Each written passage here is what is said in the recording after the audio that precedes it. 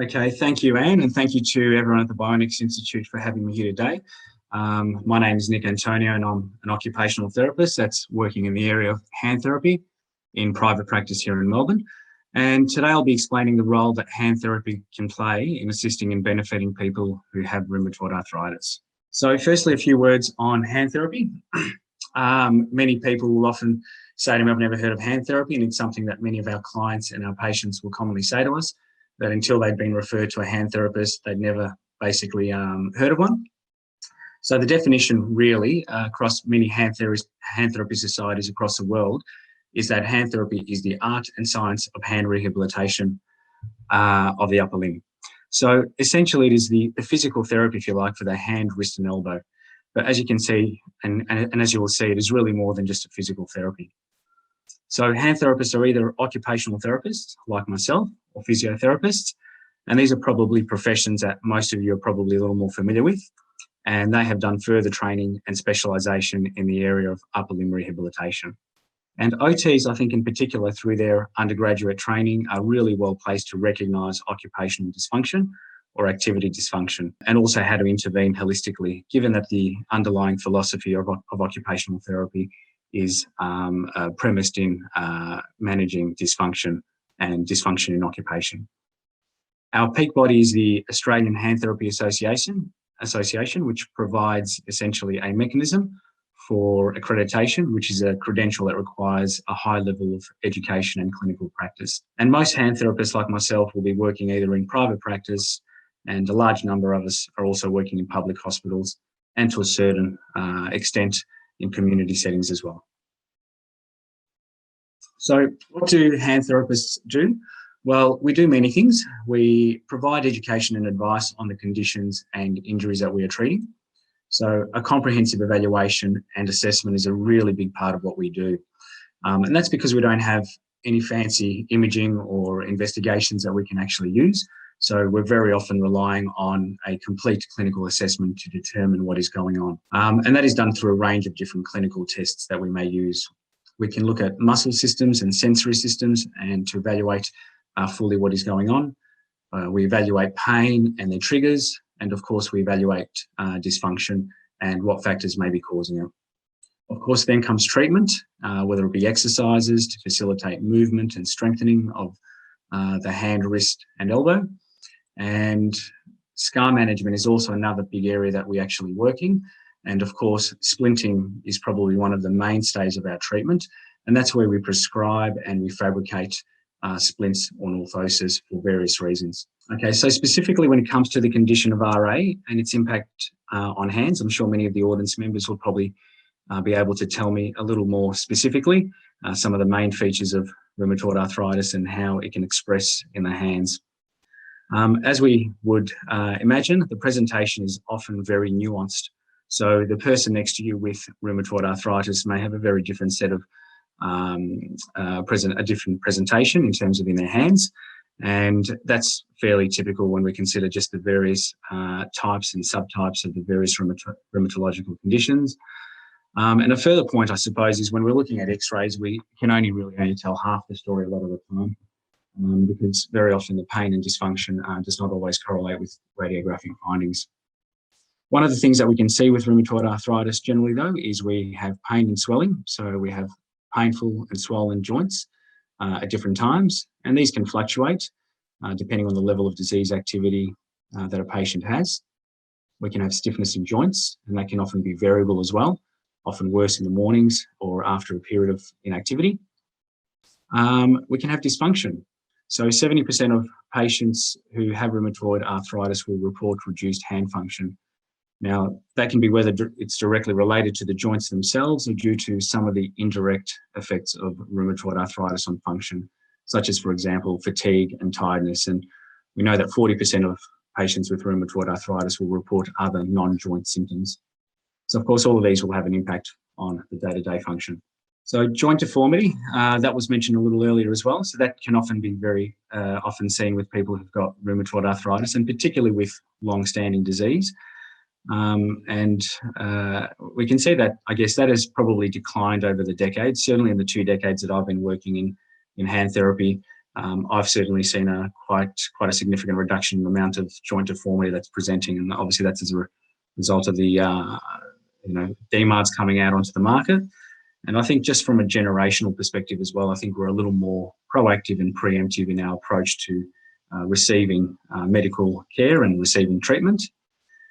When we do see it in clinical practice in hand therapy, we probably often see a little more finger-based deformities like a swan necking, which is like a zigzag deformity of the finger, boutonniere deformity, which basically goes the other way around.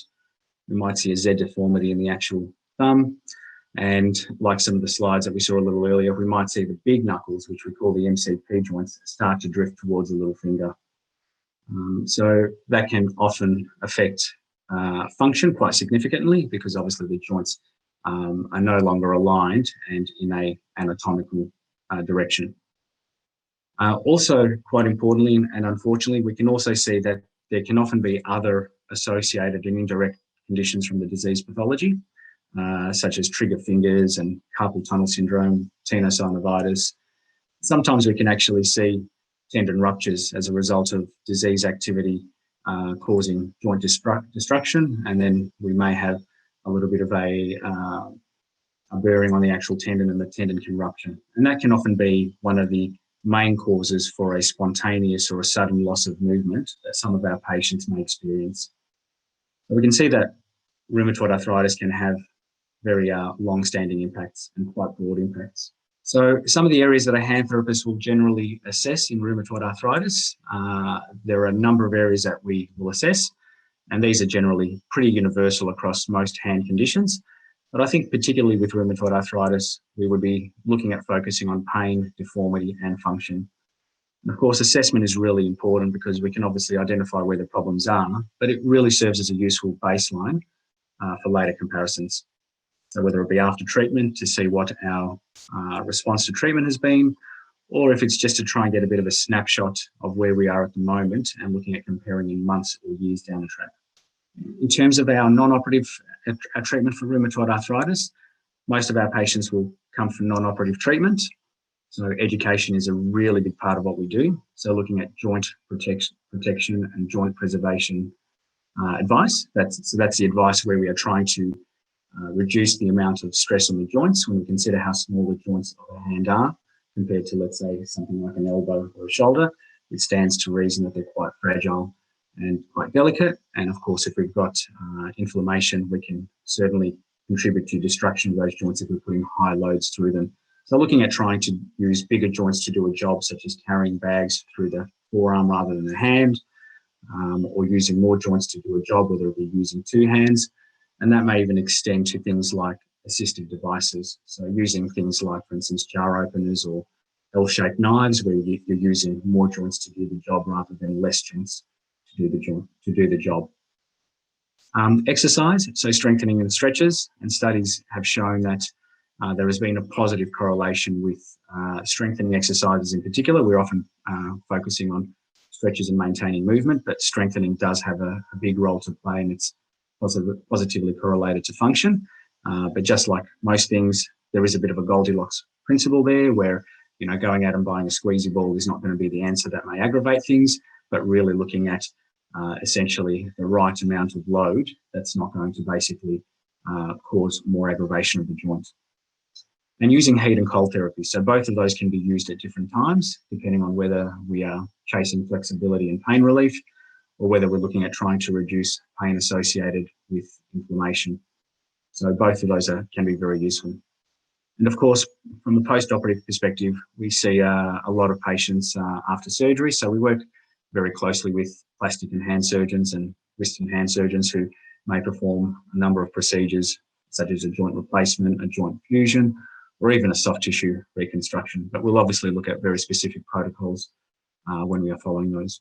Leading to splints, as I said earlier, this is probably one of the mainstays of our treatment. And they're probably one of the main interventions in the hand therapist's toolkit. And this applies in RA too, and they often feature with patients who present with rheumatoid arthritis. And just like any other treatment, splintage is often very much a very bespoke thing and a very individualized thing, and it really needs to consider, particularly with patients who've got RA, their presenting pathology, their pain and their dysfunction, and of course, the wishes and the intent of the individual involved. So what I may see as basically being a good intervention, the patient may say, no, I prefer to actually look at doing this and not doing that, and not having a splint for this long. So it is very much collaborative and very individualized. So splints can be used to either rest a joint or a set of joints due to pain. They can be used to stretch and move a joint or a muscle or a tendon unit. So for example, stretching the tight joints of the fingers may be something that we may be trying to achieve. We may also use it to correct deformity. So for example, in the deformities that I mentioned earlier, such as a swan necking, if that deformity can be corrected manually, we can often place the actual joints or set of joints into that position to allow more anatomically correct position. And of course, that's going to have a big impact on improving the functional movement and also the function of the patient. Finally, we can also use splints post-operatively.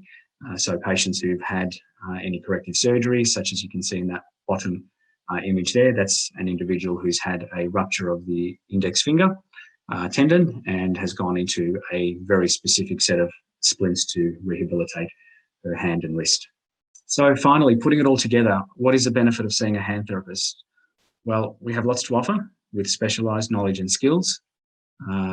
We offer very individualised care. We're very holistic in our approach to care. So if you think a hand therapist can be of assistance, I think the first place for anyone to look is the AHTA website, where you can find an accredited hand therapist close to you. And I often recommend my patients to, as a starting point, get on the Arthritis Australia website, where there's plenty of information on arthritis and how to manage in a range of day-to-day functions.